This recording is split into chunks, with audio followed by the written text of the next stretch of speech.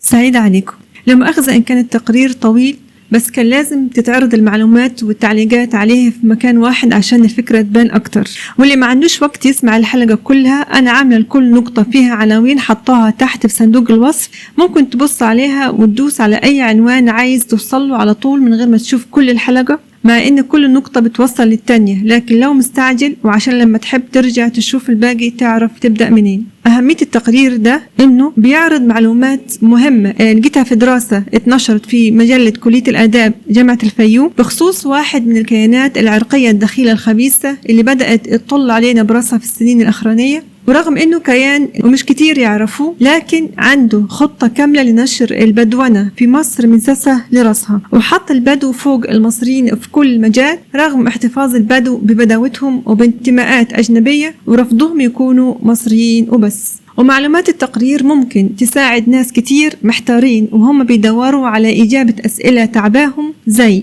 ليه مؤسسات الدولة إن كان لسه في دولة بما فيها الدرع والسيف سكتة إقصاد تحويل مصر لبلد أعراق وطوائف، وليه سكتة إقصاد بيع الجنسية المصرية والأراضي المصرية وتوطين ملايين الأجانب من مختلف الأعراق والطوائف في مصر، وإيه اللي مخلينا نحس بإن اللي بيحكمونا بيكرهونا ومش مننا ونفسهم يبدلونا، رغم إننا كنا فاكرينهم في الأول زينا ومننا مش دخلة علينا. وإزاي بيفتحوا كل السكك إقصاد انتشار ظاهرة الكيانات العرقية الدخيلة اللي خربت كتير من البلاد اللي حوالينا زي اتحاد القبائل العربية وغيره. وليه شوية بشوية بقى يبان إن اللي بيحكمونا دلوقتي ما يفرقوش تقريبا في حاجة عن التنظيم الدولي لعصابة حسن البنا. وهو صحيح مصر لسه فيها هكسوس إقدام ما تمصروش بحق إلا بورقة الجنسية زي ما كنا بنقول من سنين، وهم اللي رجعوا يتحكموا فينا تاني، بس المرة دي بشكل أبشع 1000 مرة.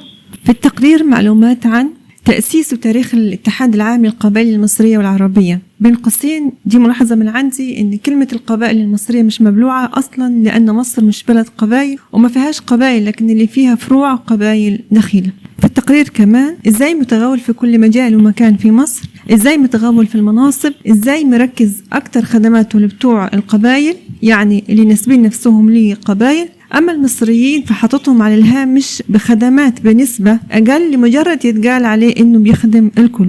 إزاي مركز على إنه يخلي بتوع القبائل في مكانه وظروف أحسن من المصريين في كل مجال. دوره في تشبيك علاقات مع القبائل في البلاد اللي جت منها فروع القبائل دي مصر، وعمل كيان عرقي عابر للحدود زيه زي تنظيم عصابة حسن البنا. تمام. وإيه نفهم من المعلومات اللي في الدراسة عن الخطة النهائية للاتحاد لمصر ككل؟ إيه مشروعه لمصر ككل؟ نبدأ عرض المعلومات الدراسة والتعليق. نشرت مجلة كلية الآداب جامعة الفيوم في يناير 2024 يعني السنة دي دراسة بعنوان منظمات المجتمع المدني والتنمية المستدامة، دراسة حالة الاتحاد العام للقبائل المصرية والعربية بمصر، للباحثة ياسمينة السيد محمد. في الأول كنت فاكراه اللي هو موضوع الدراسة، يعني الاتحاد موضوع الدراسة كنت فاكراه هو اتحاد القبائل العربية اللي عمله إبراهيم العرجاني في سينا وتعلن عليه في شهر 5 سنة 2024 يعني من قريب، لكن اتفاجئت إنه اتحاد تاني. وبعد بحث لقيت إنه في كذا اتحاد أصلا وكذا مجلس وكذا كيان لفروع القبائل العربية في مصر، وكمان في منهم اللي مشترك معاه في العضوية قبائل من دول تانية، يعني شبكة كبيرة متعددة الكيانات والجنسيات ومش ملتزمة بحدود زيهم زي عصابة حسن البنا بالضبط. والنوع ده من الكيانات العرقية متعددة الجنسيات بيساعدوا بتوع القبائل ياخدوا امتيازات أكتر، لأن في كتير منهم هيكونوا أعضاء في كذا كيان ويفرضوا نفسهم على أكبر مساحة من مصر، لأن ضمن الامتيازات دي السيطرة على مساحات أوسع من الأراضي تحت اسم استخدامها في مشروعات تنمية ومشروعات تعوضهم عن اللي بيسموه التهميش، وده غير الأراضي الكتيرة اللي أخدوها بوضع اليد أو غيره في سنين سابقة، خصوصا في المحافظات اللي قرب الحدود، وبعدين تعمل لهم تسهيلات كبيرة من الحكومة عشان يتملكوها بشكل قانوني. ونخلينا نلقيتي في الكيان اللي هو محل الدراسة الاتحاد العام للقبائل المصرية والعربية بمصر. عنوان منظمة قبلية متعددة الانتماءات عابرة للحدود. العنوان ده من عندي مش من الدراسة، لكن جاء في الدراسة في تعريف الاتحاد ده بأنه هو أول منظمة قبلية في مصر تعمل في مجال التنمية، واعتبرت أن ده ظاهرة إيجابية في حد ذاتها، ملحوظة قبل ما نكمل، الكلام اللي هيكون باللغة العربية الفصحى هيكون هو كلام الدراسة نصا، أما الكلام اللي هيكون بالمصري فده هيكون كلامي أنا، وده عشان ما يبقاش في خلط ما بين الرأي الباحثة في الدراسة أو الآراء اللي جت في الدراسة وما بين رأيي أنا. واللي هيقرأ التقرير في المدونة أو في المقالة هيلاقي الكلام المدونة طبعا محطوط ما بين علامات تنصيص فهيكون أوضح. وجاء في الدراسة إنه يعني الاتحاد هو أول منظمة قبلية في مصر تعمل في مجال التنمية، واعتبرت أن ده ظاهرة إيجابية في حد ذاتها، فهو مؤشر على اندماج القبائل بشكل واضح في النسيج الوطني. في نفس الوقت قالت أنه مع اهتمامه بمشاكل المجتمع الأكبر فهو يتبنى الفكر التنموي المنظم لمساعدة أبناء القبائل وغيرهم من المواطنين.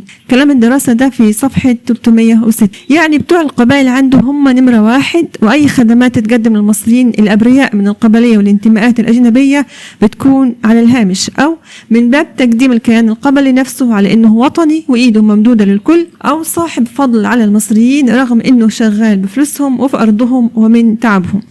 اعتمدت الدراسة في المعلومات اللي قدمتها عن الاتحاد العام اللي بتسمى الاتحاد العام للقبائل المصرية والعربية وأهدافه وتكوينه وأنشطته وتمويله والأعضاء بتوعه، على زي ما هي قالت على مقابلات مع رئيس الاتحاد ومسؤولين وأعضاء ومستفيدين من خدماته ومشاريعه، وعمل استبيانات في وسط المستفيدين، وقالت إن دول وصلوا ل 276 واحد، يعني اللي عملت معاهم المقابلات والاستبيان في كذا محافظة هي القاهرة، دمياط، سينا، المنوفية، جنة، مع قراية وثائق وسجلات نشأة الاتحاد.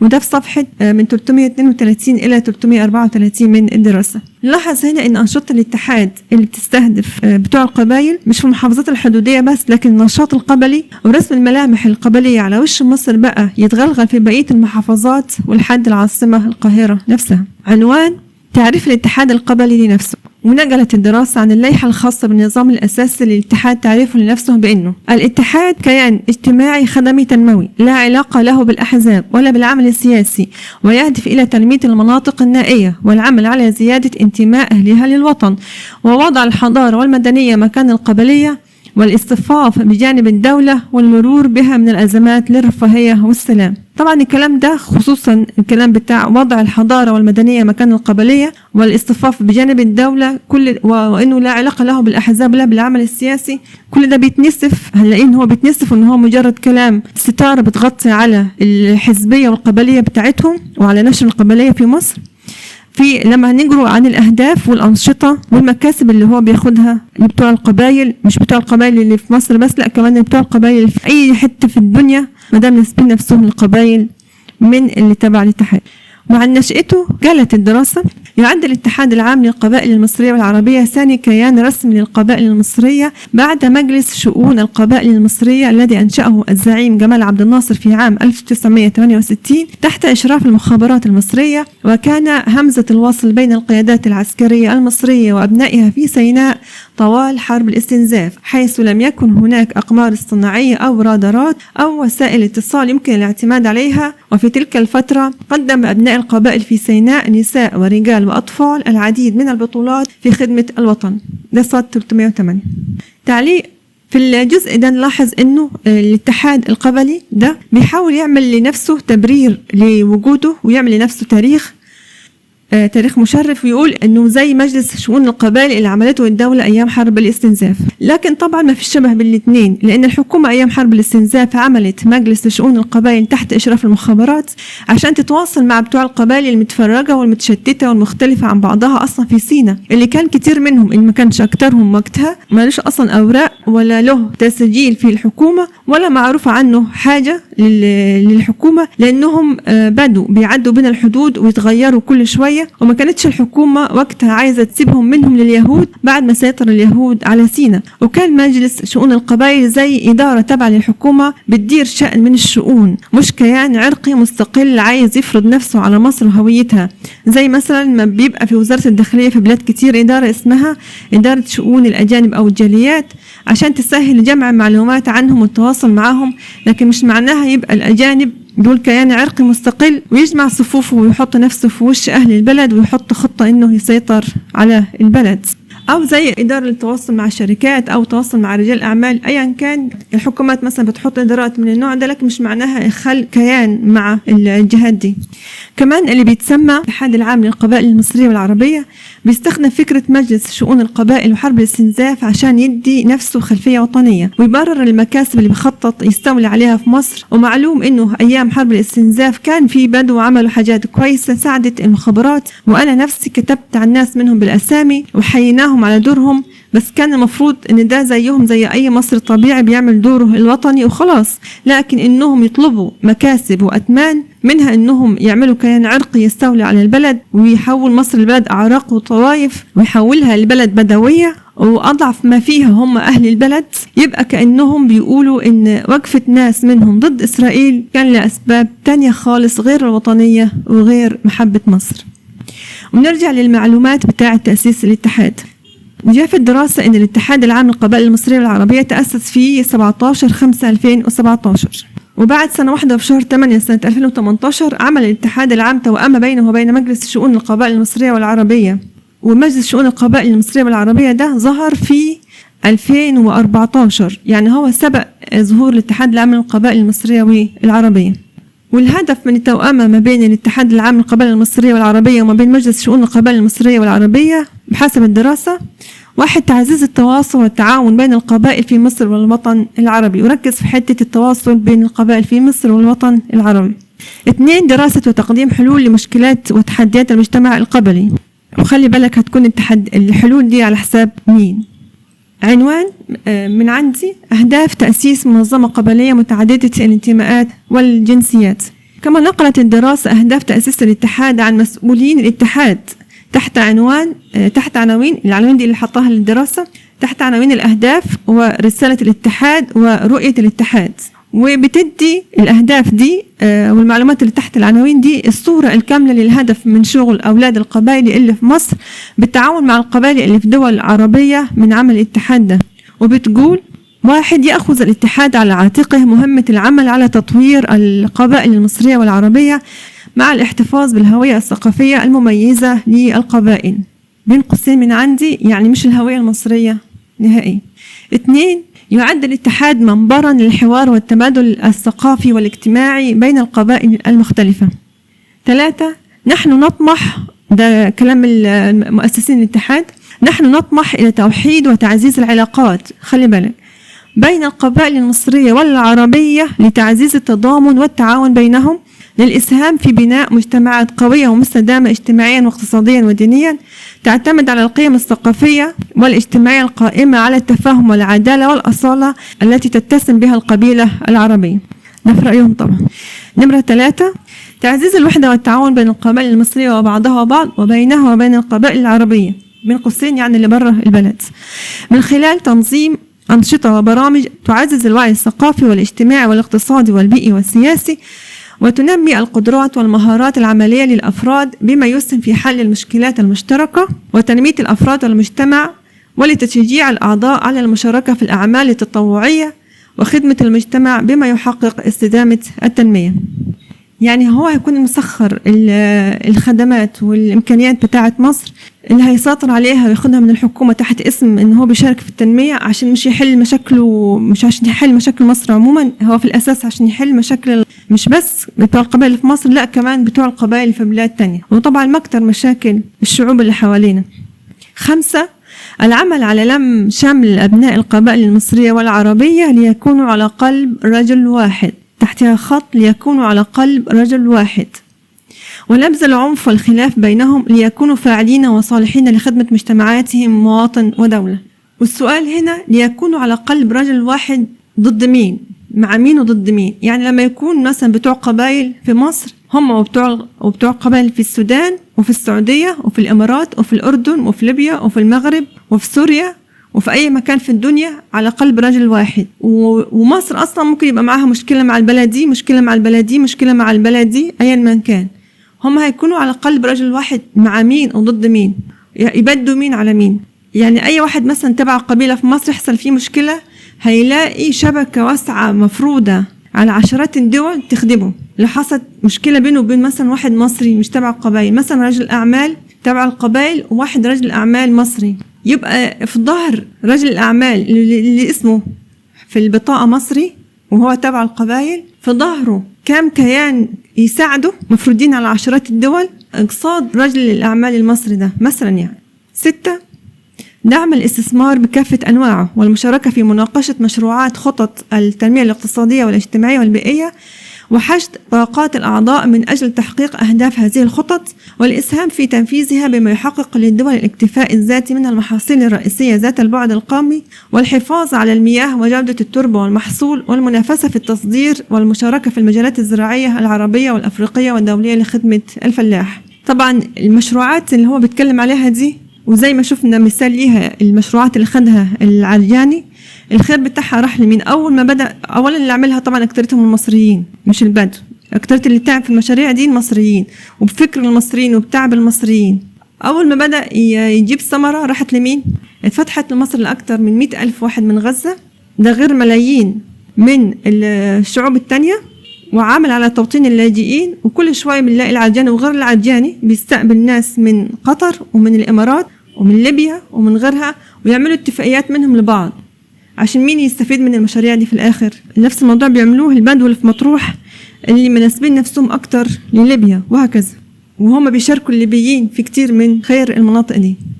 7. للاتحاد الحق في التعاون مع الدول العربية والأفريقية بما يدعم الاقتصاد المصري، وتأكيد دور أهل البادية والفلاح المصري في هذه المجالات، وإنشاء مجال للتعاون مع مشروعات لاستصلاح الأراضي بهدف تنمية. ملحوظة تعليق على اللي جاء في الأهداف 7 اللي فاتت. الفلاح عندهم نمرة 2 بعد البدو، ده لو كان نمرة 2 أصلا، يعني ده هو تقريبا البدو نمرة 1 وبعد كده عشرات الجنسيات الأجنبية، والفلاح في الآخر هو في الآخر بشكل مؤقت، بعد كده مش هيبقى له وجود أساسا. الفلاح هنا أقصد به المصريين اللي مش تبع انتماءات قبلية، لأن الصفة بتاعت المصريين أو أشهر صفة للمصري اللي هو مش أجنبي ولا تبع جاليات أجنبية بعد كلمة كمتي كانت كلمة فلاح. من بعد ما بقينا في الاحتلالات اتوصف فيها المصريين من أول البحر لحد أسوان اللي هم مش تبع جاليات أجنبية ولا أجانب ولا هم قبائل ولا هم تبع أي كيان عرقي دخيل، كانت كلمة الفلاح.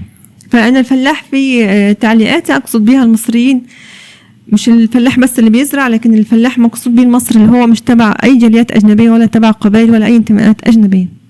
والكلام عن الاستثمار مع الدول العربية والأفريقية عن طريق الاتحاد في الطريق إنه يكون كيان موازي للدولة. الاتحاد بيقدم نفسه معتبر نفسه كيان له إنه هو يعمل اتفاقيات مع دول أجنبية مع نفسه، يعني كيان موازي للدولة اللي عمل مشاريع تخدم في الأساس البدو اللي جوا وبره مصر.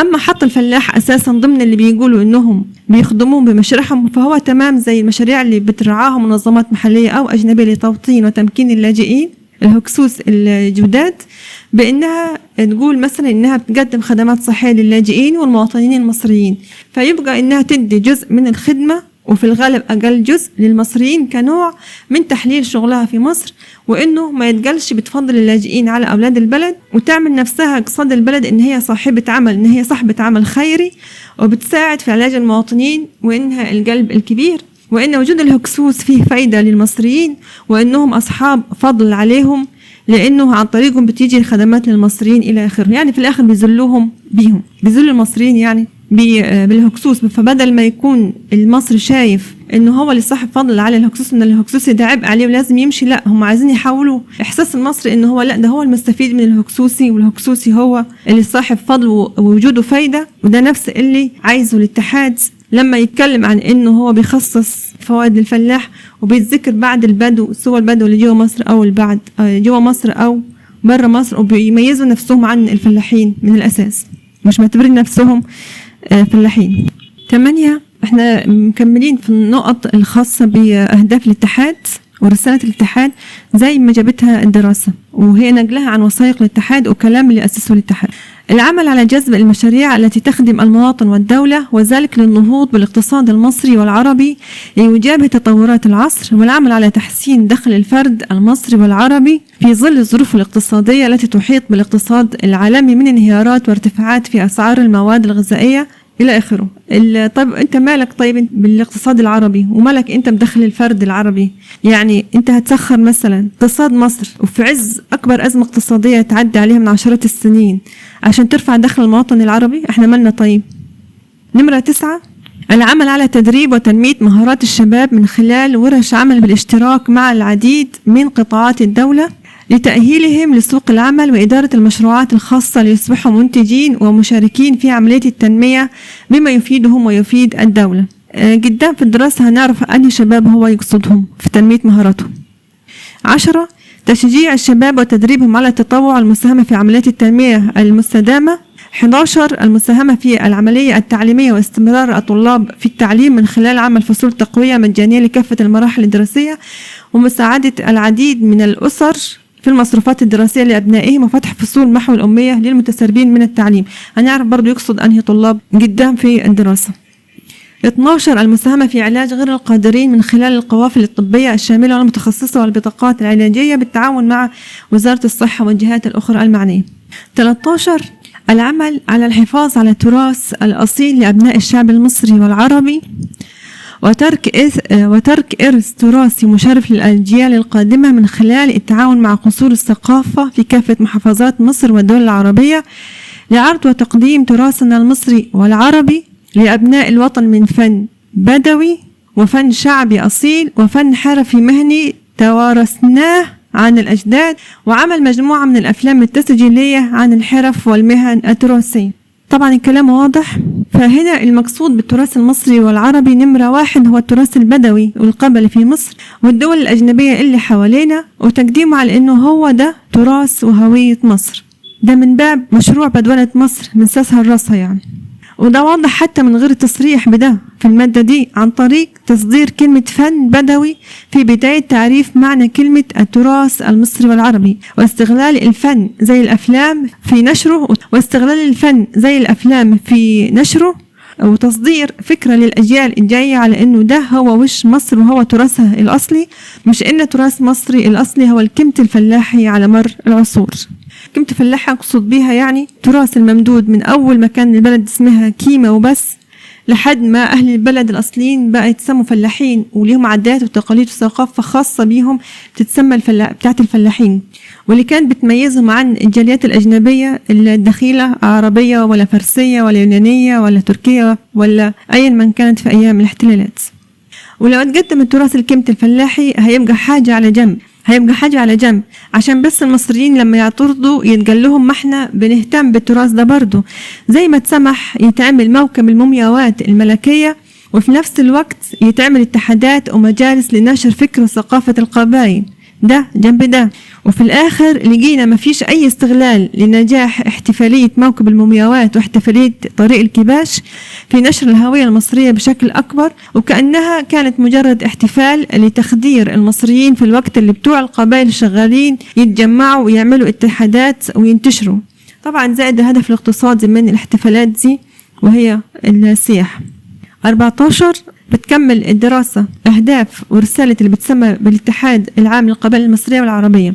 14 عمل معارض في كافة محافظات مصر من الدلتا إلى الصعيد وبكافة الدول العربية لعرض منتجات ومشغولات الحرف اليدوية لكافة أطياف الشعب، والعمل على تسويقه خارجيا لتنال حظها مثل باقي دول العالم التي تجوب الدول الأخرى لعرض منتجاتها اليدوية ونشر تراثها خارج حدودها. ملحوظة هنا استغلال إمكانيات مصر لصنعها الفلاح المصري في تنظيم معارض تخدم نشر التراث البدوي والقبلي، ومش بس المصنوع في مصر لكن كمان التراث اللي يخص الخليج وبدو العراق والشام والسودان وشمال أفريقيا إلى آخره، وتسويقه في مصر على إنه تراث مصري وتسويقه في مصر ويتعمل سوق، لأنه مهما كان فالتراث البدوي اللي في مصر ضعيف وإنتاجه مش غزير ولا مميز في ذاته، فهو إما وافد من برا أو جزء منه متاخد من التراث الفلاحي ومتسمى أسامي بدوية. فمهم عندهم تبع الاتحاد إنه هو يجيب أشكال تراثية تانية من برا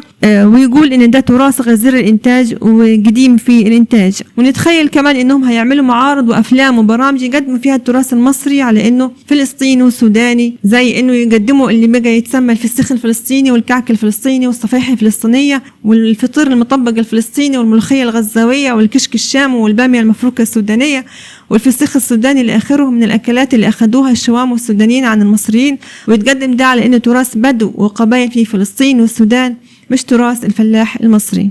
ده بخلاف انه تركيزهم على عمل معارض برا. طبعا مش هيروحوا يعملوا معارض برا عن التراث المصري زي ما كان بيتعمل ان يتقدم التراث المصري هو التراث المصري القديم او التراث الحالي الفلاحي، لكن هيتقدم على انه جزء اساسي منه التراث البدوي، العقال والجمل والخيمة والأشكال البدوية والحياة البدوية، ويتقدم ده في أوروبا وفي آسيا وفي أمريكا وفي كل مكان على إن دي مصر.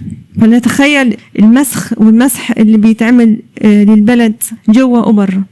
ومعلوم ان سلاح المعارض استخدمته عصابة حسن البنا والجماعات اللي بتساعد الهكسوس الجداد زي السوريين وغيرهم عشان تقديمهم على انهم اصحاب انتاج وتوفير مصادر دخل سريع عليهم وضرب السلعة المصرية والتاجر المصري. نمرة 15 من الأهداف ورسالة الاتحاد زي ما جات في الدراسة عمل لجان مصالحات وفض المنازعات في كافة ربوع أرض مصر لحل كافة النزاعات الأسرية والقبلية بين أبناء الوطن، وذلك لرفع العبء عن كاهل شرطتنا الأبية من ناحية وتيسير سبل التعاون بين أبناء تلك القبائل وتوجيه طاقتها لخدمة وتنمية المجتمع من ناحية أخرى. تعليق طبعا كويس المادة دي نفسها فيها اعتراف بأن بتوع القبائل في مصر مصدر أساسي من مصادر العنف ومصادر الصراعات ومصادر النزاعات. ومعلوم ان التار اللي منتشر في قرى فكر قبلي دخيل عمله ناس بدو لا بيحترموا قانون ولا دولة، خصوصا اللي دخلوا ايام الاحتلالات. المادة دي كمان معناها او الهدف اللي ناويين عليه ان هم ينصبوا نفسهم ان هم اللي بيحلوا مشاكل العنف ده الغاء لدور القضاء والشرطة او تقليل منه ويبقوا على الهامش تحت اسم تخفيف العبء عنهم، وده تأكيد لطبع القبلية في رفض سيطرة الدولة عليها. ويمكن مع الوقت يعملوا حراسات خاصة ومحاكم خاصة تحت اسم التخفيف عن الشرطة والقضاء، وبعد كده تبقى مناطق اللي متركز فيها بتوع القبائل سواء الحدود أو غيرها صعب تدخلها الشرطة المصرية أو حتى الجيش، وبالتأكيد أصعب إنه يدخلها أو يتملك فيها المصريين الفلاحين اللي مش بينسبوا نفسهم لقبائل. ولو كان بتوع القبائل دول صادقين في انهم عايزين يقللوا العنف والصراعات في البلد، مش ان هم يحطوا نفسهم مكان الشرطة والقضاء، لكن ان هم يلغوا القبلية من اساسه ويلغوا الحزبية القبلية من اساسها ويشجعوا اولادهم ان هم ما ينسبوش نفسهم الا لمصر بس، وان هم يحكموا عليهم القانون المصري وبس،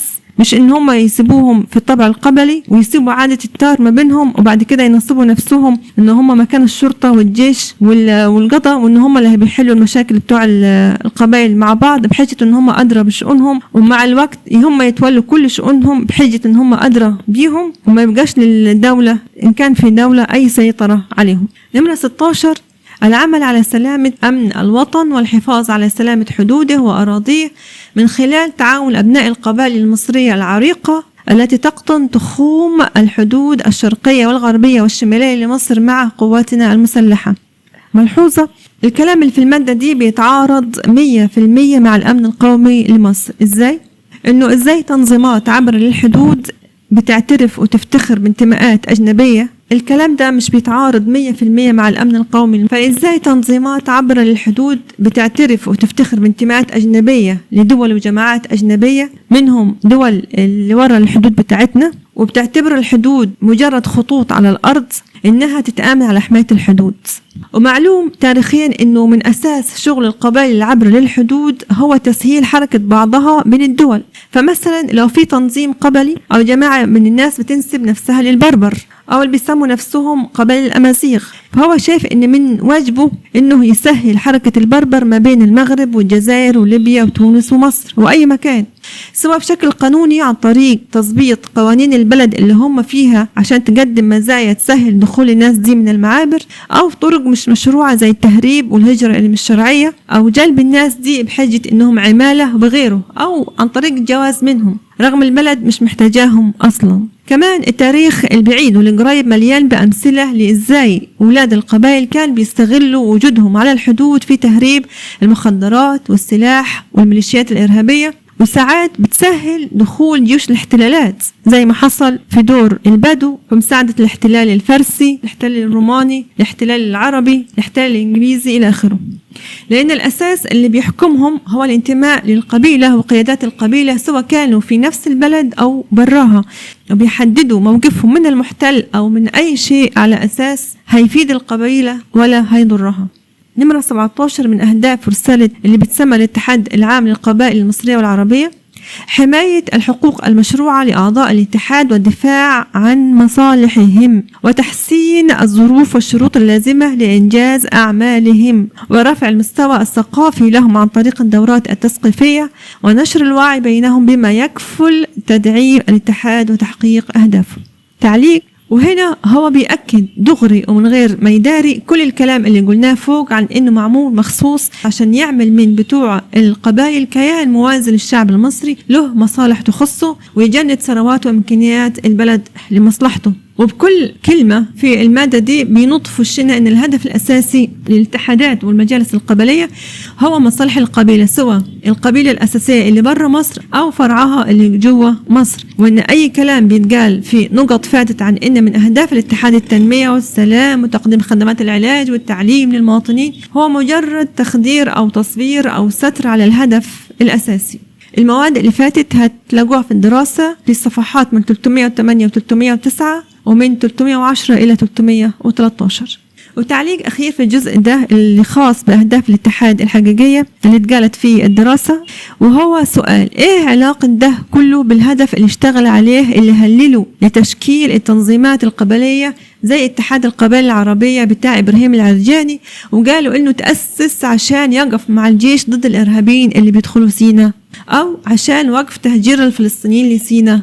ايه دخل ده في ده؟ وليه اتقالش صراحة ساعتها ان الاتحادات والمجالس القبلية دي هدفها تكون كيانات اقتصادية تعمل كيان عرقي موازي للشعب المصري او غالب عليه، ومع الوقت تعمل مناطق فيها نزعة انفصالية من سكانها البدو بعد ما يحققوا استقلال اقتصادي وسياسي واداري واجتماعي ويستقوا بالبدو والحكومات اللي في الدول التانية الى اخره.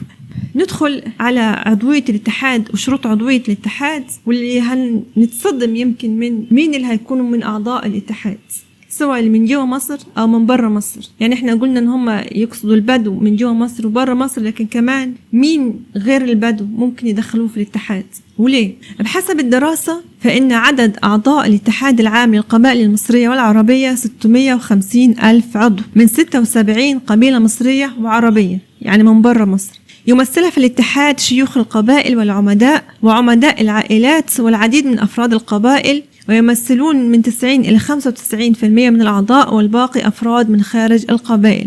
والتكة في الباقي من أفراد من خارج القبائل، وهنعرف أنهم موجودين في أنهي مؤسسات وليه. والسؤال هنا: هل معنى كلمة يمثلون 76 قبيلة مصرية والعربية إنه ضمن الأعضاء إماراتيين وسعوديين وفلسطينيين وليبيين إلى آخره؟ والأعضاء اللي من 5 إلى 10% من خارج القبائل دول شغلتهم إيه في الاتحاد؟ ولا مقصود إنه ينضم للاتحاد أصحاب نفوذ ومناصب من اللي ما وصلهاش ولاد القبائل لسه، فيستفيدوا منهم اقتصاد يفيدوهم في صفقات أو مناصب أو علاقات جوا وبرا البلد؟ إجابة السؤال ده هتجي تحت بند عضوية شرفية. حسب الدراسة العضوية الشرفية هي خاصة بكبار المسؤولين والتنفيذيين وكبار القادة من الجيش وكبار القادة من الجيش والشرطة ممن أدوا خدمات جليلة للوطن والقبائل والمواطنين، وكذلك للأكاديميين والعلماء. ياريت كل واحد بينه وبين نفسه ياخد السطرين دول ويفكر ويعرف لفين وصل نفوذ القبائل حتى في الجيش، وإيه سبب سكوت كل مؤسسات الدولة سواء على تغيير الهوية المصرية وتحويل مصر لبلد عرقيات، أو سكوتهم على ظهور أو على تأسيس كيانات خبيثة زي الاتحاد القبائل ومجلس القبائل وزفت القبائل وهباب القبائل أو غيرها.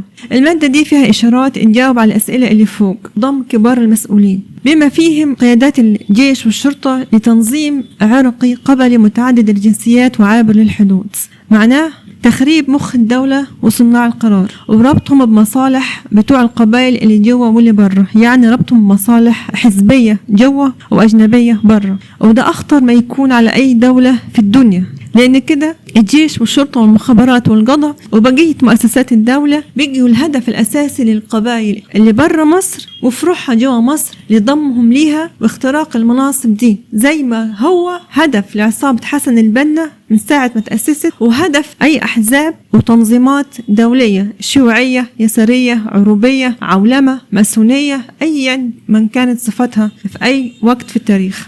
كمان العضوية الشرفية مش واقفة على ضم مسؤولين اللي مش تبع القبائل، لأن المسؤولين اللي تبع القبائل كده كده داخل عضوية أساسية، لكن باسم العضوية الشرفية بتنشن بتوع القبائل دول بينشنوا على الخبراء اللي في الجامعات والمؤسسات البحثية عشان يضموهم للاتحاد ويسخروا خبراتهم ونفوذهم ووقتهم في خدمة بتوع القبائل أكتر ما هو يخدم المصريين. جنب ده فالجامعات والمراكز البحثية بالطريقة دي هيبقى فيها اللي يقدم أبحاث ورسائل ماجستير ودكتوراه تقدم القبائل في صورة إنها عماد أساسي في مصر، ويمكن مع الوقت تقدم على إنها هي اللي بنت مصر وأصل حضارتها، وإنها أساس الاقتصاد المصري ورعاية المصريين، وتقديم التراث القبلي على إنه التراث المصري الأصلي، وهكذا. بعد ما كانت الأبحاث بترصد بشكل علمي بعيد عن إغراءات ومصالح القبائل، كانت بتقدم دور القبائل في تخريب واحتلال مصر في كذا عصر وجريمهم في نهب أراضي وثروات المصريين،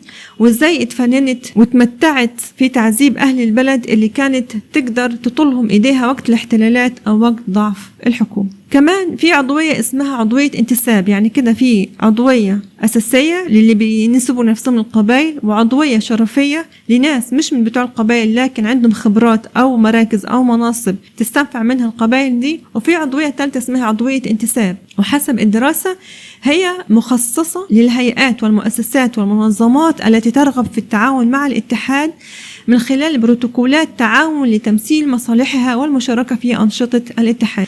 تعليق يعني مؤسسات في مصر ومؤسسات أجنبية ممكن يبقوا أعضاء فيها، يعني الموضوع مش خاص بأفراد، لكن مؤسسات سواء مصرية أو أجنبية يبقوا أعضاء في اللي بتسمى الاتحاد العام للقبائل المصرية والعربية، فيلتزموا بتحقيق أهداف الاتحاد ويراعوا مصالحه في القرارات والقوانين واختيارات المناصب، وده في حد ذاته بيقوي نفوذ الاتحادات القبلية دي، لأن هي تبقى مسنودة على كيان مش بس كمان أفراد ومناصبهم جوا برا مصر، لكن كمان على منظمات وكيانات. فنسأل تاني وثالث ورابع، يبقى ايه الفرق ما بينها وما بين التنظيم الدولي لعصابة حسن البنا؟ وعن سبب تعدد أنواع العضوية دي اللي هي ما بين أساسية وشرفية وانتساب، قالت لوائح الاتحاد ومسؤولين في الدراسة، يعني حسب ما نقلت عنهم الدراسة، إنه يهدف اللي هو تعدد العضوية يهدف إلى مشاركة ذوي الخبرات في التخصصات المختلفة من الأفراد والهيئات والمؤسسات للمساهمة في نشاطات الاتحاد وتحقيق أهدافه. الكلام عن العضويات هتلاقوه في الدراسة من صفحة 313 ل 314.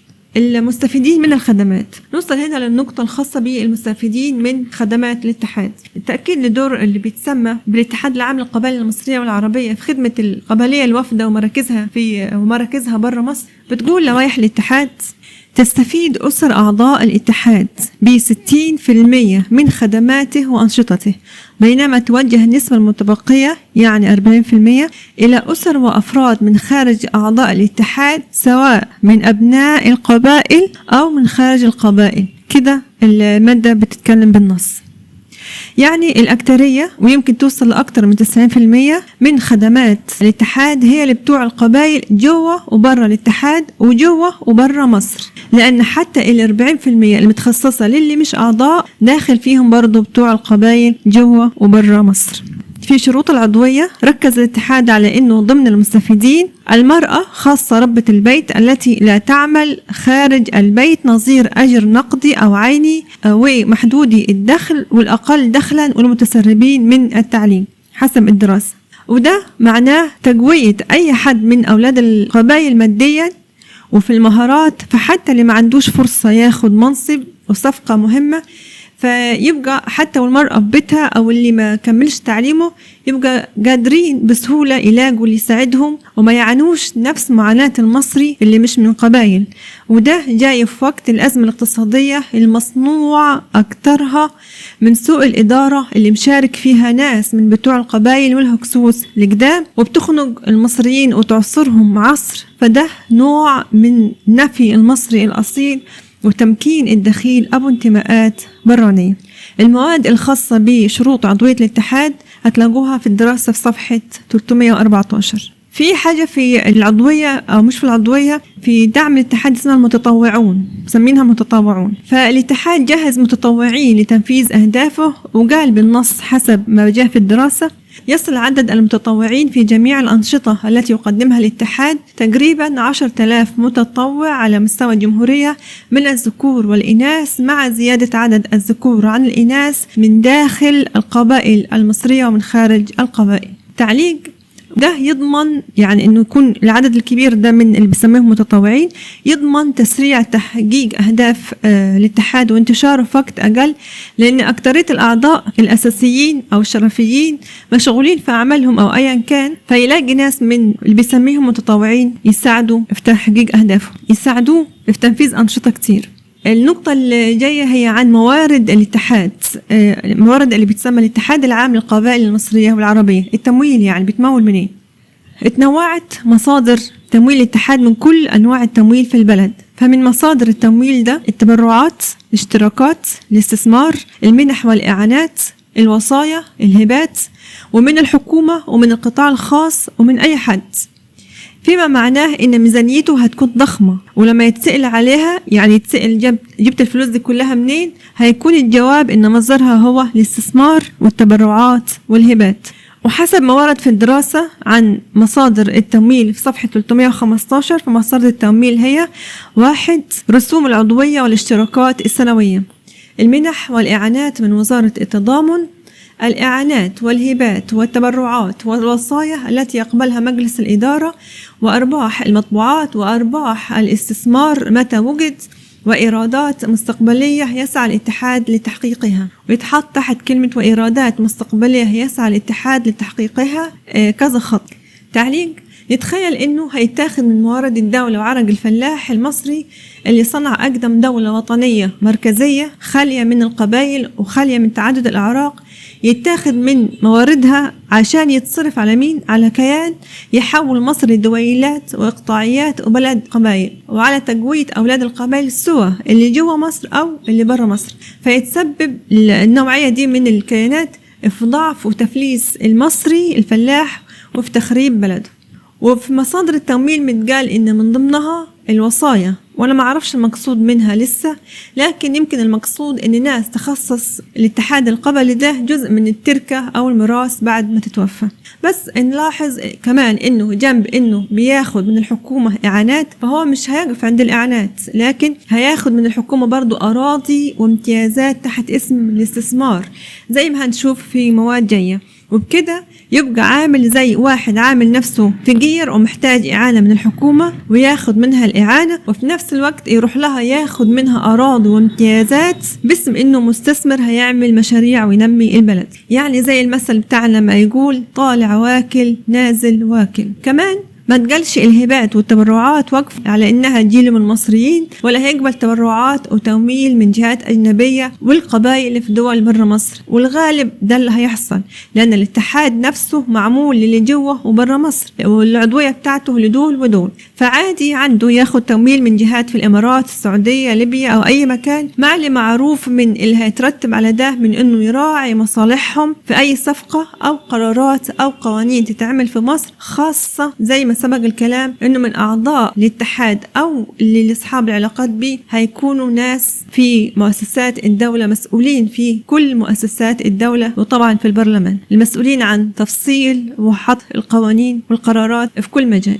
النقطة اللي جاية عن المجالات اللي هيشتغل فيها اللي بيتسمى الاتحاد العام للقبائل المصرية والعربية. عنوان الدراسة بيقول: مجالات التنمية المستدامة التي يعمل بها الاتحاد. طبعا كلمة التنمية المستدامة في الغالب لما تلاقيها في حاجة اعرف ان هي خرابة، يعني ده نتكلم عليه في موضوع تاني او مقالة تاني، لان التنمية المستدامة دي لفظة من الالفاظ مصنوعة وواردة من الامم المتحدة وليها اهداف تانية خالص غير الشكل الحلو بتاع التنمية وغيره. وبحسب بنود الجزء ده عن مجالات اللي بيشتغل فيها الاتحاد، فضمن انشطة الاتحاد حسب ما بتقول الدراسة: 1 المجال الاجتماعي، 2 المجال الاقتصادي، 3 المجال البيئي. المجال الاجتماعي يشمل الصحة والتعليم، التدريب، فض المنازعات، مساعدة بعض الفئات المحتاجة للحماية الاجتماعية، إنشاء النوادي الرياضية المتخصصة. المجال الاقتصادي ويشمل توفير فرص العمل، مشروعات الإنتاج، مشروعات زراعية، إنتاج حيواني وداجيني، حرف يدوية، وتقديم دعم مادي. المجال البيئي ويشمل التوعية البيئية ومساعدة الفئات المتأثرة بتغير المناخ واستغلال بعض المصادر البيئية المهملة. الكلام ده في صفحة 315 من الدراسة. تعليق: في العبارة بتاعت إنشاء النوادي المتخصصة بيحصل فعلا إن بتوع القبائل بيسيطروا على أندية موجودة، أندية رياضية كبيرة موجودة، طبعا سواء بتوع القبائل اللي في مصر أو اللي برا مصر، وشفنا ناس من السعودية وهم بيحاولوا يسيطروا على أندية رياضية، والمتخصصين في الرياضة أدرى بده مني.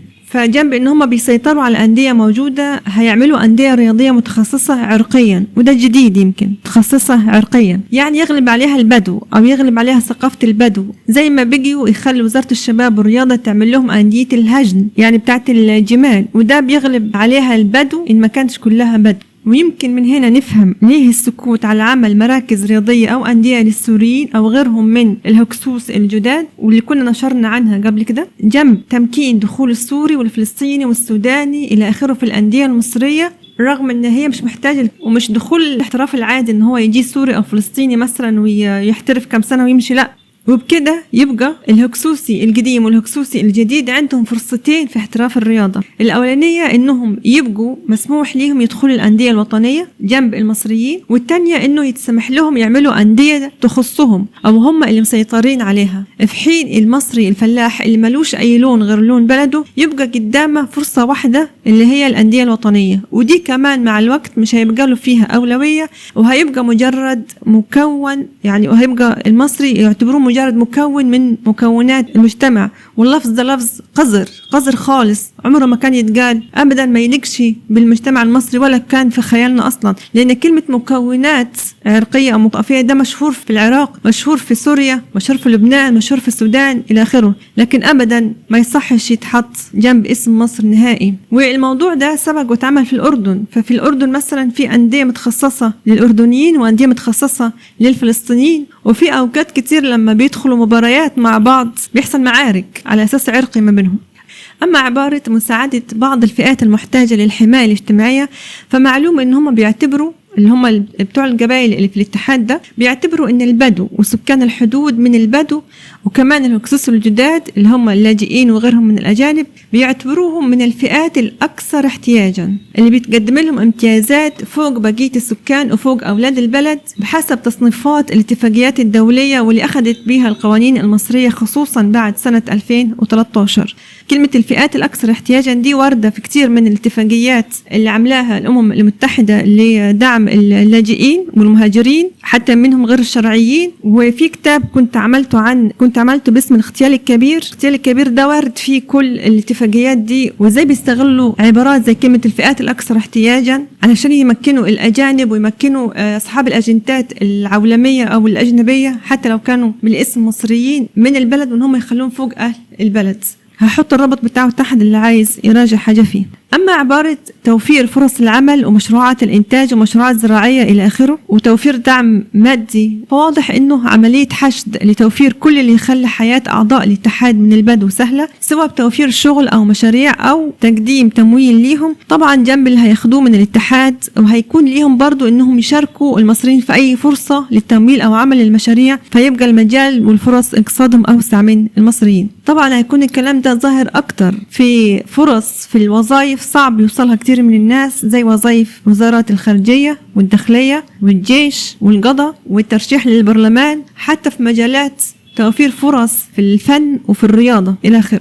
بالنسبة للكلام عن تغير المناخ، يعني في ناس ممكن تسأل إيه دخل البدو في تغير المناخ؟ فدي إشارة إنهم ما فوتوش، هم أول بيخطط لهم، يعني إنهم حسب كلامهم بيستعينوا بخبراء من كل المجالات سواء من بتوع القبائل أو من براها ما بيفوتوش أي فرصة عشان يستفيدوا من الدولة عن طريقها إلا وكبشوا فيها. فإن كان الكلام عن تغير المناخ موضة العصر، فهيكون استغلال الكلام عن تغير المناخ واللي ورد في الاتفاقيات الدولية عن دعم الفئات الأكثر احتياجا اقتصاد تغير المناخ في إنهم ياخدوا دعم ومزايا تانية لولاد القبائل، بحجة إن كتير منهم مثلا عايش في بيئة صحراوية بتتأثر أكتر بتغير المناخ. ده مثال يعني.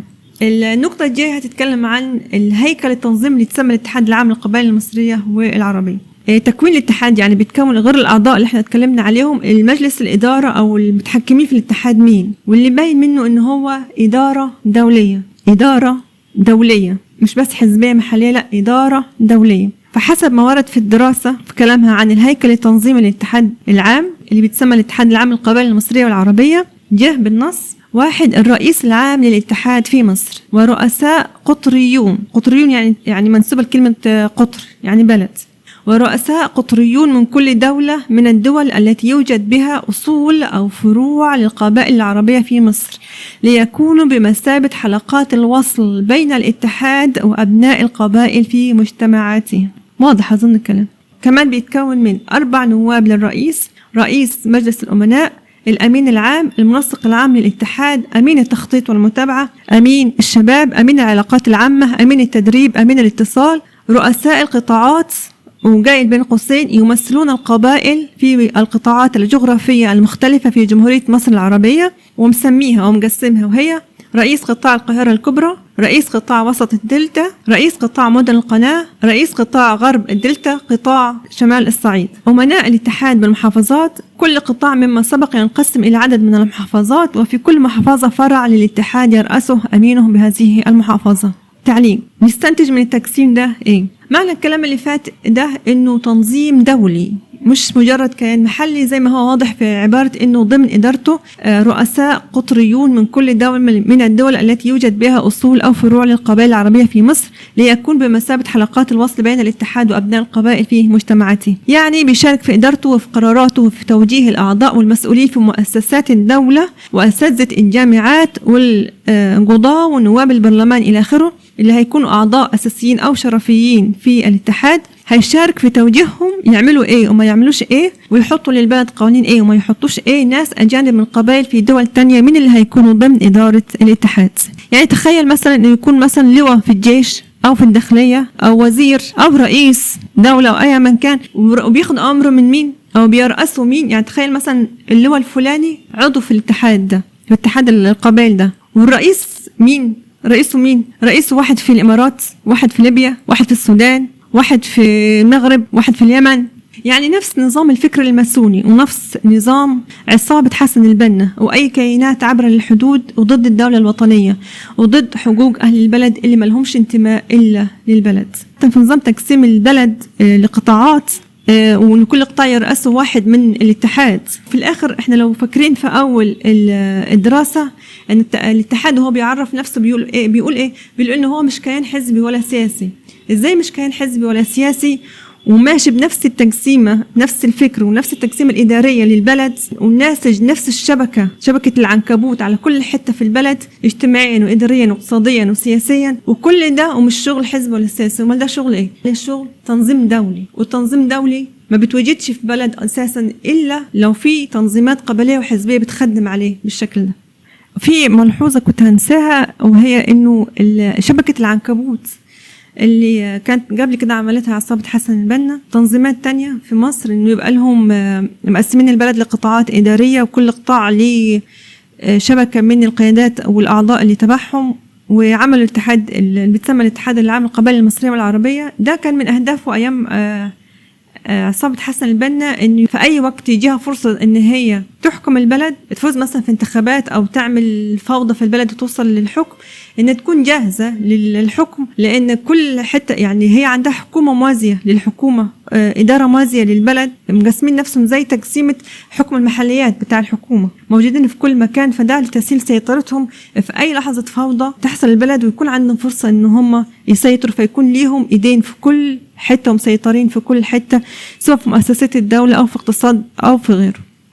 النقطة اللي جاية هي عن النطاق الجغرافي لعمل الاتحاد. يعني هو بيشتغل في حدوده ايه، إن كان له حدود يعني. حسب الدراسة هو بيشتغل في الداخل وفي الخارج.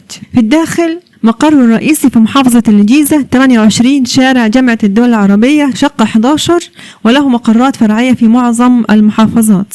في الخارج يمتد عمل الاتحاد ليشمل بعض القبائل في المنطقة العربية، حيث تم تأسيس مكاتب لفروع الاتحاد في عدة دول عربية يرأسها أحد أعضاء الاتحاد من تلك الدول التي تضم السعودية، الإمارات، الأردن، فلسطين، تونس، الجزائر، السودان. ولحد وقت عمل الدراسة 2024 كان مكتوب إنه وما زال العمل فيها في مراحل التنسيق والإعداد، يعني شغالين على عمل مقرات في الدول دي ولسه هيعملوا دول تانية. الكلام عن الكلام ده موجود في صفحة 309 و 310 من الدراسة. تعليق: ناخد بالنا من أماكن فروع الاتحاد اللي هي الإمارات، السعودية، السودان، الأردن، الجزائر، فلسطين، تونس، والمحتمل تزيد، وده يخلينا ننتبه لإيد من الأيادي اللي بتحرك السياسة المصرية في الملفات الخارجية زي فلسطين والسودان، وليه الدعم الكبير والنازح لخير مصر للبلاد دي وفتح أبواب مصر لشعوبها وتوطين اللي جايين منها بكل سهولة، وليه كمان بيكبروا بسرعة في التجارة والمكانة اللي بيجي منهم لمصر، وإزاي بيلاقوا شغل وسكن بسرعة، وإن مش بس عصابة حسن البنا والسلفجية العاديين والمنظمات اللي تبع الأمم المتحدة اللي ورا ده، لكن كمان البدو المترشقين في كل مؤسسات الدولة وكبشين في ثروة البلد وأرضها وفي البرلمان إلى آخره. ده كمان يجاوب على سؤال: ليه المسؤولين في مصر بيجوا يتعاملوا بمذلة وقلة كرامة مع كتير من حكومات الدول اللي حوالينا، رغم أن ده مش طبع حكومتنا مهما كانت البلد في ضيقة؟ وليه بيقدموا تسهيلات وتنازلات للمستثمرين العرب كلها عار علينا، زي تسهيلات التجنيس وتمليك الأراضي والسيطرة على الموانئ والمطارات وتسليمهم جزء كبير من الثقافة والتعليم والإعلام، كمان يسوقوا سمعتنا ويقللوا من كرامتنا زيادة ويقولوا لأن المصريين مش عارفين يديروا، المصريين مش عارفين يعملوا، المصريين مش عارفين، ونجيبوا ناس تبع البلاد دي ويقدموا على ان هم المنقذ للمصريين، وان المصريين من غيرهم ما يسووش نكلة. يعني ما فيش حد عمل في المصريين كده، حكم المصريين وعمل فيهم كده ابدا من ايام ما خلص الاحتلال. ندخل في النقطة: المكاسب اللي حصل عليها الاتحاد اللي بتسمى الاتحاد العام للقبائل المصرية والعربية من الحكومة والسيطرة على الأراضي، وده عنوان من عندي. حسب ما رصدت الدراسة وهي بتتكلم عن اللي سمته إسهامات اتحاد القبائل المصرية والعربية في التنمية المستدامة، حصل الاتحاد على 1. 350 فدان من شركة المياه والصرف الصحي بقنا لزراعتهم تم توزيعهم على شباب في المحافظة. استلم 240 فدان من محافظة أسوان في كركر لإقامة نادي للفروسية ونادي للهجن. تم تخصيص 250 فدان من محافظة السويس لإقامة نادي للهجن. وفرت محافظة دمياط مساحات من الأرض الفضاء مقابل إيجار شهري لإقامة معارض المواد الغذائية منخفضة الأسعار ضمن برنامج اتحاد القبائل المصرية والعربية اللي بعنوان محاربة الغلاء. وفرت محافظة الدقهلية مساحات من الأرض الفضاء مقابل إيجار شهري لنفس الغرض. عمل مركز بحوث الصحراء التابع لوزارة الزراعة على تدريب للسيدات في المحافظات الحدودية شمال وجنوب سيناء، مطروح، البحر الأحمر، أسوان، الوادي الجديد على الحرف اليدوية والصناعات المنزلية. وسلم المركز بالتعاون مع البعثة الألمانية للتنمية وسائل الري حديثة لدعم المزارعين في محافظة المنيا. فتحت وزارة الزراعة بالتعاون مع الاتحاد اللي هو بتاع القبائل ومحافظة البحر الأحمر 15 منفذا لبيع منتجات وزارة الزراعة بالغردقة يشتغل فيها 30 شاب. الاتفاق مع وزارة الشباب والرياضة على تدريب وتعليم الشباب على التحول الرقمي والإدارة الحديثة والنظم الإدارية وريادة الأعمال. وزارة العمل قدمت تدريب مهني للمتسربين من التعليم على حرف الكهرباء والسباكة والكريتال واستخدام الحاسوب والصيانة المنزلية وتفصيل الزي المدرسي في عدة محافظات. وفتح فصل دراسي للتعليم المزدوج داخل مصنع الحديد في قنا لتدريب الحاصلين على الشهادة الإعدادية للحصول على شهادة فنية وتوفير عمل لهم في المصنع. قبل ما نكمل نراجع ان الخدمات دي متقدمة لأعضاء الاتحاد ومين هم أعضاء الاتحاد. يعني ده أكتريته مش رايح المصريين لكن رايح لبتوع القبائل، وطبعا ما يفرق معاهم من كان من اللي معاهم حتى الجنسية المصرية أو من الهكسوس الجداد. التعاون في عمل ندوات وورش تدريب مع وزارة الصحة في الثقافة الصحية والوقاية ومخاطر الإدمان، وتخصيص برامج توعية للأطباء والتمريض حديث التخرج في مستشفيات المعادي وأم المصريين، وعمل قوافل طبية للكشف وتقديم العلاج المجاني في عدة محافظات. تخصيص وزارة الصناعة تدريب للشباب أصحاب الورش الصغيرة على يد صندوق المشروعات الصغيرة والمشروعات متناهية الصغر على طرق التوسع وزيادة الإنتاج مع تقديم دعم مادي لهم. وزارة البيئة عملت دورات تدريب للمزارعين ومربيين الماشية والدواجن والنحل في البحيرة والمنيا على حماية مشاريعهم من تغير المناخ. قدم الاتحاد العام للقبائل المصرية والعربية كشوف بحث اجتماعي لوزارة التضامن بأسر من محدود الدخل لتقدم لهم الوزارة مساعدات مادية لدفع مصاريف الدراسة. كما ساعد الاتحاد في توفير جهاز العرائس وحفلات الزفاف الجماعي التي تنظمها الوزارة ومنظمات المجتمع المدني. خصصت وزارة التربية والتعليم دورات لتدريب المتسربين من التعليم على الصيانة المنزلية في مدرسة التلمذة الصناعية التابعة لوزارتي التعليم والصناعة. بالنسبة لوزارة الداخلية تم التعاون مع مدير الأمن في سوهاج وأسيوط وأسوان والبحيرة ووكيل مشيخة الأزهر ورئيس لجنة المصالحات الثأرية لفض المنازعات والتصالح في قضايا الصائر بين العديد من أسر القبائل المصرية في هذه المحافظات. قدمت كلية الاقتصاد المنزلي وكلية الزراعة في جامعة المنوفية تدريبات للخريجين على إعداد الوجبات الصحية وإدارة المنزل، التفصيل، تصميم السجاد اليدوي، تربية الطيور. ونظمت كلية الطب البيطري بنفس الجامعة قوافل طبية بيطرية لتحسين السلالات وعلاج الحمى القلاعية والتأمين على الماشية في المنوفية والمنيا. كما دربت كلية التربية النوعية في أسوان الخريجين على تصميم وتنفيذ السجاد اليدوي. الاتحاد قدم كشوف بحث اجتماعي لأسر محدودة الدخل للجامعات لإعفاء أبنائهم من المصروفات الدراسية في محافظات المنيا وأسوان والمنوفية وقنا، وجاري تطبيقها على محافظات أخرى. الهيئة القومية لتعليم الكبار قدمت فصول محو الأمية للمتسربين من التعليم في القاهرة وأسوان وأسيوط ودمياط والسويس والإسماعيلية وكفر الشيخ. الكلام ده من صفحة 334 في الدراسة ل 338. في مكاسب تانية خدها الاتحاد العام لأعضائه من بتوع أولاد القبائل. فاللي فات مكاسب خدها الاتحاد في سنين قليلة، خلي بالك نفتكر إنه هو تأسس بس 2017، فكل ده يعني يعتبر خده في 7 سنين. طبعا ده اللي مرصود بس في الدراسة، لكن المكاسب الكتيرة اللي اتخذت بشكل شرعي أو يمكن مش شرعي اللي اتخذت أكتر من كده يمكن بكتير خالص. يعني اللي فات مكاسب خدها الاتحاد في سنين قليلة من الحكومة، يعني من ميزانية المصريين لخدمة أولاد القبائل، لأنه زي ما قال هو نفسه إن معظم خدماته بتتقدم ليهم. دلوقتي بتعرض الدراسة المكاسب اللي خدها الاتحاد من القطاع الخاص والمنظمات الأجنبية والدولية، يعني طالع واكل نازل واكل زي ما سبق الكلام. بتقول الدراسة المنشورة في مجلة كلية الآداب جامعة الفيوم شهر 1 2024 قدمت منظمة العمل الدولية تدريبا لأفراد من مجلس إدارة الاتحاد والأعضاء على العمل المجتمعي للمنظمات غير الحكومية وإعداد خطط عمل مشاريع لحماية معدومي ومحدودي الدخل. أميديست ودي منظمة أمريكية بتقدم أنشطة تعليم وتدريب على مهارات سوق العمل.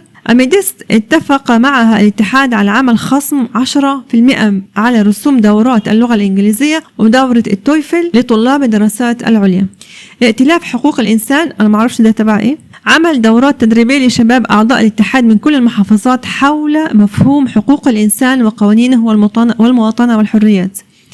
المستشفيات ومراكز التحاليل والعيادات الخاصة اتفق الاتحاد معها على تقديم خصم للأعضاء وأسرهم على الكشف والتحليل والعمليات والأدوية، منها مستشفى مغربي للعيون، مراكز النيل، مراكز برادة للعيون، وسلسلة صيدليات وعيادات ومراكز تحاليل. وتصل نسبة الخصومات إلى ما بين 20 إلى 50%. وجاي الدراسة في النقطة دي وهي خصومات لأعضاء وأسر الاتحاد فقط. ده في صفحة من 338 إلى 340.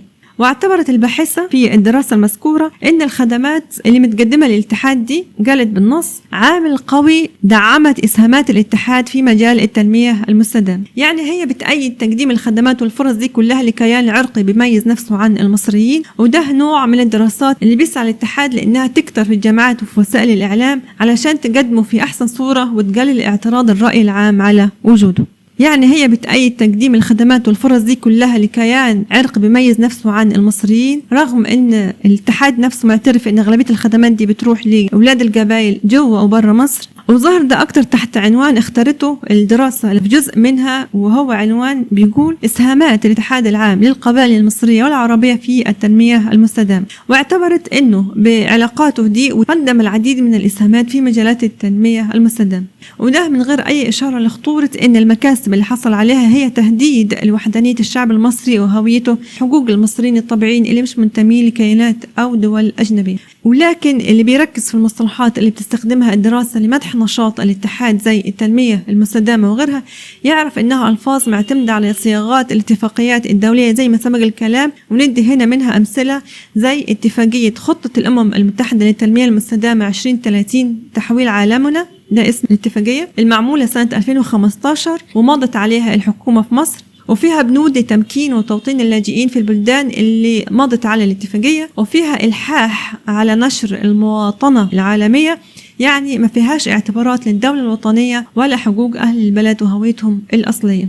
تعليق على المكاسب اللي فاتت في الخدمات والامتيازات اللي خدها اتحاد القبائل المصرية والعربية من الحكومة والقطاع الخاص والمنظمات الأجنبية جوا برا مصر، اتقال إنه بيقدم خدمات وتسهيلات وتدريب وتمويل وفرص عمل إلى آخره للمزارعين واللي عايزين يتعلموا حرف يدوية واللي عندهم حرف فعلا بس مثلا محتاجين تمويل أو تدريب إلى آخره. ومعلوم إن أكترهم هيكون من البدو جوا وبرا، وده يمكن هتكون أول مرة في تاريخ البدو يعملوا اهتمام كبير بالحرف زي الزراعة والصناعات والحرف اليدوية بالشكل ده بعد زمن طويل من طبيعة البدو سواء في جزيرة العرب أو أي بلاد كانوا فيها أو تنقلوا ليها في كره الزراعة والحرف اليدوية والتقليل من شأن اللي بيشتغل فيها، لأنهم كانوا شايفين إن شرفهم هو في الغارات والغزوات والتجارة، حتى لو كان قطع طرق ونهب خيرات وغيرهم، لكن كانوا بيشوفوا في ده الشطارة وإن ده هو أفضل عمل ليهم كتير منهم يعني على الأقل طول التاريخ. ولما جه ناس منهم لمصر بيجوا يعتبروا ان كلمة فلاح اللي هو بيزرع وبيصنع وبيعمل فن وقاعد في أرضه ما بيعملش غارات على غيره، ان كلمة فلاح إهانة وشتيمة للمصري الشقيان في الزرع وفي الصنايع. ومشهور عنهم المثل اللي بيقول أرمي بنتي للتمساح ولا ياخدها فلاح. وكتير منهم ما كانش يقبل يشتغل مزارع أو صنايعي إلا لو كان في حكومة قوية منعته من شغلان قطع الطرق أو إن هو يعيش سفلقة أو أخذ الغنايب والمكاسب على الجاهز. طيب توفير الإمكانيات والفرص في الزراعة والصنايع للبدو بالشكل الواسع ده إيه هدفه؟ ده بيجي في وقت المزارع والصانع المصري بيعاني أكبر معاناة من زيادة الأسعار اللي بتكسر ظهره في تكاليف الزراعة أو الصنعة، وزيادة إيجارات المحلات والورش بعد ما الهكسوس الجداد اتسببوا في زيادة الإيجارات، والحكومة زودت الكهرباء والمية والغاز إلى آخره بأسعار تخلي كتير من الورش والمحلات والأراضي الزراعية تخسر أكتر ما تكسب. يعني دعم البدوي أكتر من الفلاح معناه تفليس الفلاح، وإن البدوي والهكسوس الجداد هياخدوا فرصه حتى في الزراعة والصناعة شوية بشوية، مش هيسيبوا له حاجة يعني.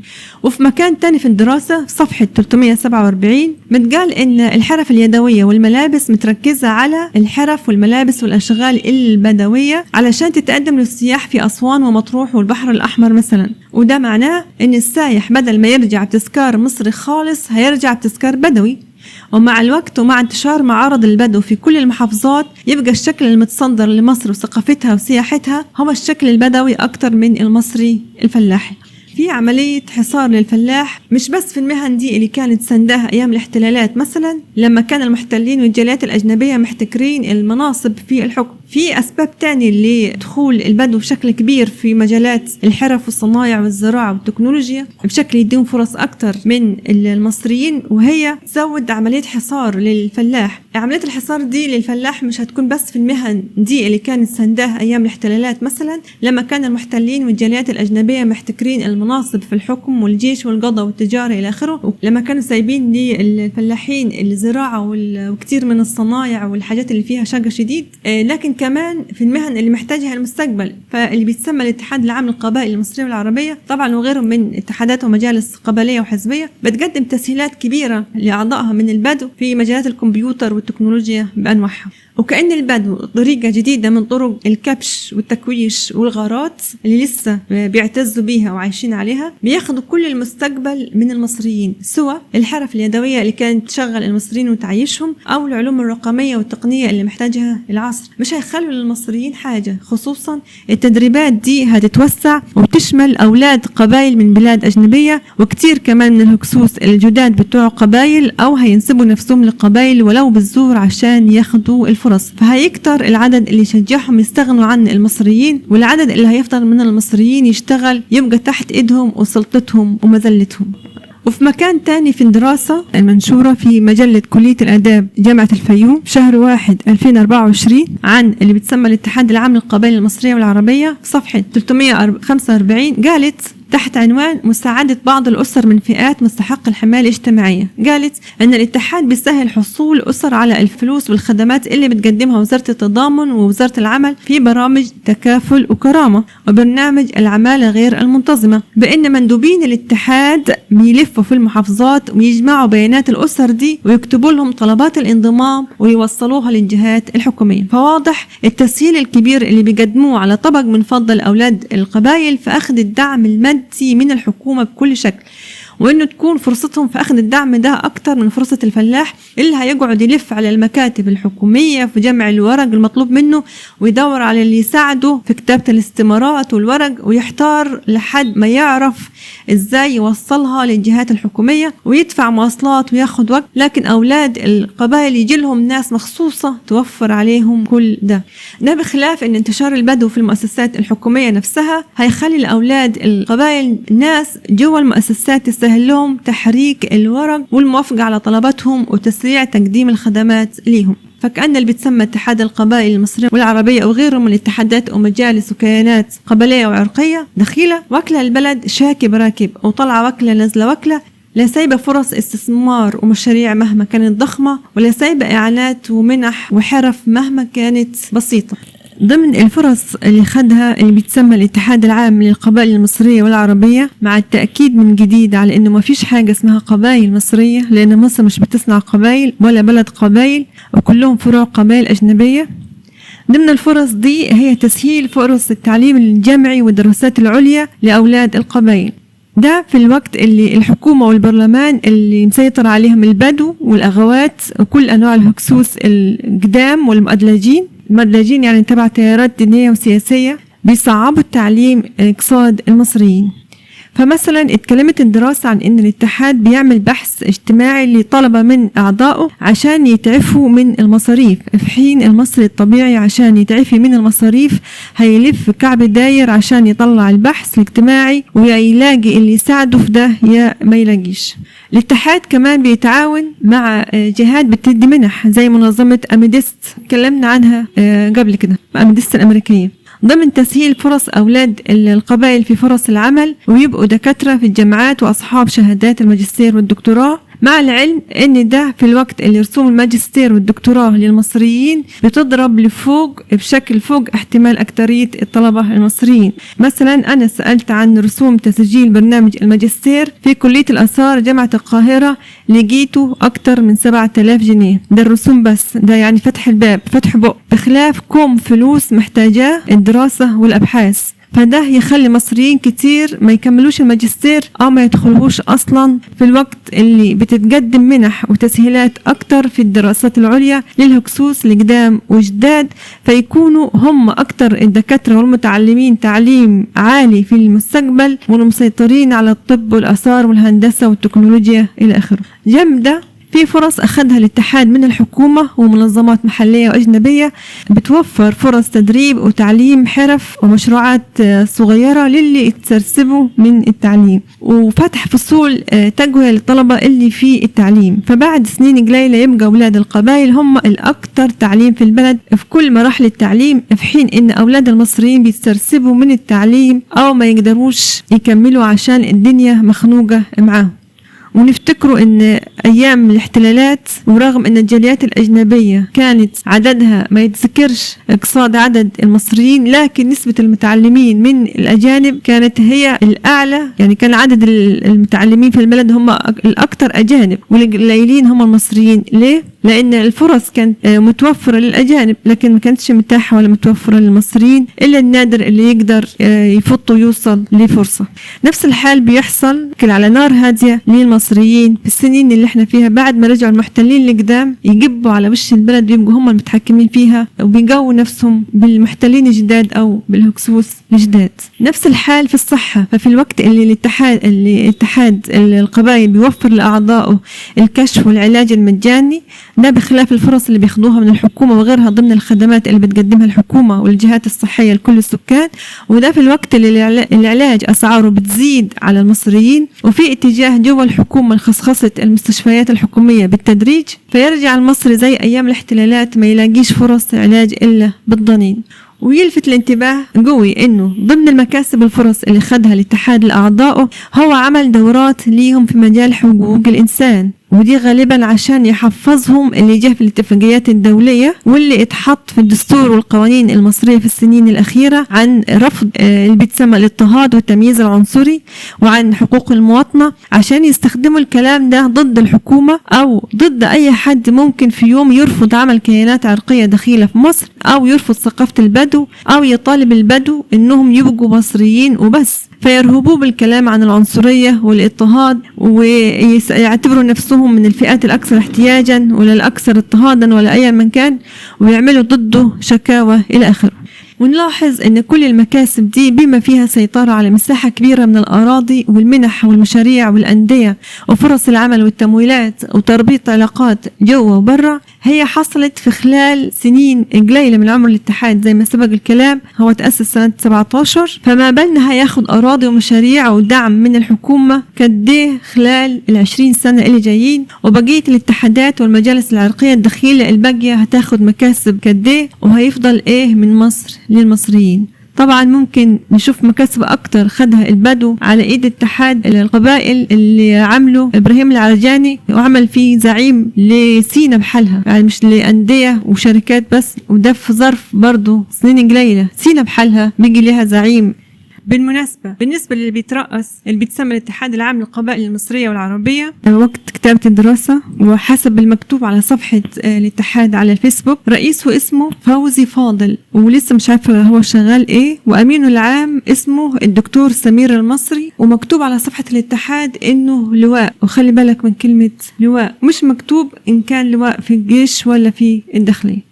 قراية عامة في اللي فات بخصوص صياغة الاتحاد للبنود بتاع تأسيسه وأهدافه وأنشطته، نقدر نقول هي مكتوبة بطريقة فيها حرفنة شوية من ناحية أنه بيستخدم ألفاظ ومصطلحات ولغة الأمم المتحدة والاتفاقيات الدولية في الكلام عن دوره في التنمية المستدامة، تنمية المجتمع، نشر السلام، دعم الفئات المحتاجة إلى آخره. طبعا لأن كتير من أعضائه أو من حبايبه متخصصين في القانون والاقتصاد والاتفاقيات الدولية إلى آخره وخبرة في كل مجال. رغم ده فالصياغة ما قدرتش تخفي الدور الحقيقي للاتحاد في تفتيت وتشويه وتخريب المجتمع المصري. فأساسا اختيار كلمة اتحاد لمجموعة بتحتفظ بعرقية دخيلة وتميز نفسها عن المصريين ده نفسه ضد تنمية المجتمع وضد نشر السلام إلى آخره، لأن معناها إنه هو كيان هدفه يحافظ على إن جماعة بشرية في المجتمع تفضل كيان لوحدها مش جزء من الجماعة الوطنية، وهي أصلا تبع ثقافة وعرقيات دخيلة، وما عندهاش مانع إنها عشان تحقق ده تشبك علاقات أكتر بين أولاد القبائل المستوطنين في مصر وبين القبائل اللي برا، وتربطهم دايما بثقافة وعادات وملابس وأفكار وأخلاق القبائل الأجنبية وتوحد مصالحهم وتعملهم رباطيات تستقوا بها على المصريين، بحيث مصلحة قبيلة في الإمارات أو السعودية أو ليبيا أو أريتريا أو السودان أو المغرب إلى آخره تبقى هي مصلحة ابن فروع القبائل دي في مصر حتى لو كانت ضد مصلحة المصريين. فالغالب إن معنى كلمة تنمية وسلام بيتقصد بها أكتر تجهيز مصر إنها تكون بيئة تنمية وسلام لأولاد فروع القبائل اللي في مصر، وإنها تبقى غنيمة سهلة لأولاد القبائل في الدول الأجنبية بزيادة فرصهم في السيطرة على مصر وحط إيديهم على ثرواتها ومناصبها وقرارها، وتبقى ملجأ ليهم وقت ما تقع البلاد اللي هم فيها في حرب أو مجاعات أو يبقى عليهم محتار أو عايز يزود دخله بسرعة ويعيش في بيئة محمي فيها عن طريق الاتحاد القبلي وغيره، محمي من المحاسبة والقانون، ويحس إنه فيها فوق أهل البلد تمام زي ما كانوا في قوانين الامتيازات الأجنبية اللي كانت بتستقوى بيها الجاليات الأجنبية قبل 1952.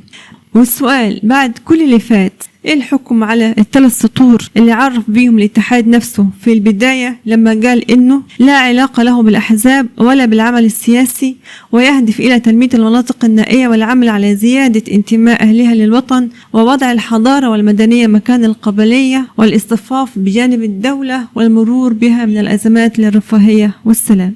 كل ده بيحصل تحت عينين المؤسسات الدولة اللي احنا المفروض واثقين فيها ومسلمينها أمانة مصر، ومعتبرينها مش بس الدرع والسيف، لكن معتبرينها من الأساسات اللي بتحفظ الهوية المصرية والدولة المركزية والشعب الواحد. لكن